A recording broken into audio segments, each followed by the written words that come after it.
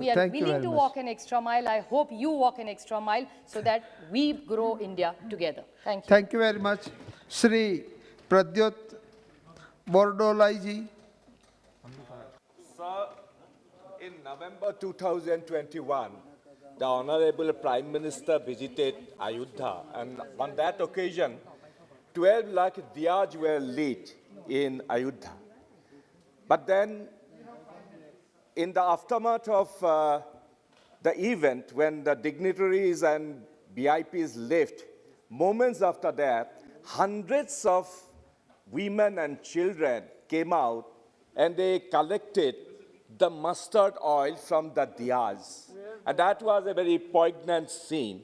And this is what I want to point out, because mustard oil was selling in Ayodhya 265 per liter.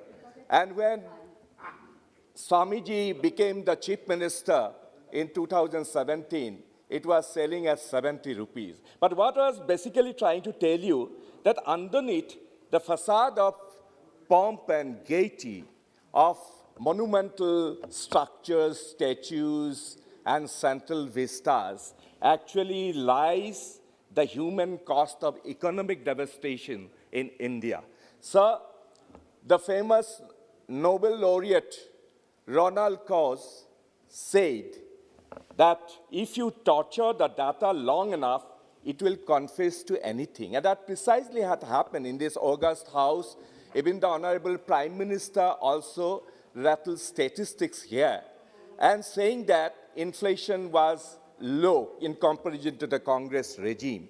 But even Honorable Prime Minister and the members of the Treasury bands, they very conveniently sidelined that cyclopean unemployment, sky-touching price rise, and overall downslide of people who lives in India. So, starting from the Prime Minister, they have blamed only COVID. But I want to just point out, just the day prior to the Honorable Finance Minister submitted her budget, prior to that, two very important documents were submitted in this august house. Apart from economic survey, it was also the RENA, the revised estimates of national accounts for 2020-21. In that document, I just want to point out, that is pre-COVID time. In 2016-17, the economic growth rate of India was 8.3%, which came down to 3.7% in 2019-20. That was prior to COVID. The point is that this government brought down growth to its knees to less than half of the level of 2016-17. And in just 3 years, there was no droughts, there was no external crisis, there was no financial crisis, there was no Pulwama, not even any act of God. That economy went down even in the pre-COVID days. And after the COVID, we all know and why it happened. Because a very reckless action, Don Quixote type action like demonetization or thoughtless implementation of GST in a hurry. So there's a saying in Assamese. Hera, nije nasibo na jana, ako kuwa, sutal khon bule beka. That means you are not adept at dancing. You don't have a sense of rhythm. You fumble in every step, but you blame the dance flow. And this is precisely is happening because you were clumsy, you were sloppy, you were incompetent, and the economy of India was going down, and you are blaming Congress party for bringing all the havoc in the country. So I just want to read out the International Monetary Fund recently published data. All economies, all the countries' economies went down, slowed down in the aftermath of COVID. They gave a list. So, aftermath of COVID in 2020, the Indian position slowed down in such a level that it got 150th position.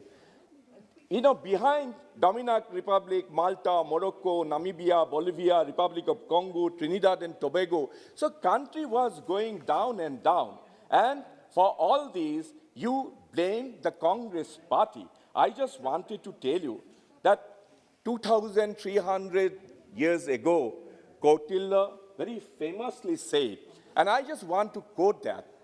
देश की समृद्धि के हित में राजा को आपदाओं की संभावना को अनुमान लगाने में अध्यवसायी होना होगा। उनके घटित होने से पहले उन्हें टालने का प्रयास करना होगा। जो घटित हो गए हैं उनसे निपटना होगा। आर्थिक क्रियाकलाप की सभी अवरोधों को दूर करना होगा और राज्यों में होने वाली राजस्व हानि को रोकना होगा।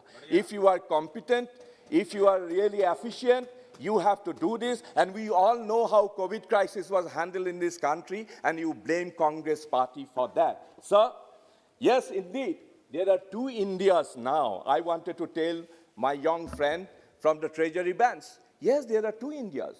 One India is there, that you have a very select few, very fortunate select few wealth generators and industrialists who are gobbling up all the generated wealth for themselves. But there is another India where the top, bottom layers of the pyramid, the impoverished people, they live in the vast majority of people. Sir, now for this vast majority of Indian people, now the challenge is how to survive this Rahukal. And the Amrit Kal is a distant dream for them, sir. Thank you very much. Thank you. Shri Ramesh Bidhudi ji. बहुत बहुत धन्यवाद अध्यक्ष जी। आपने मुझे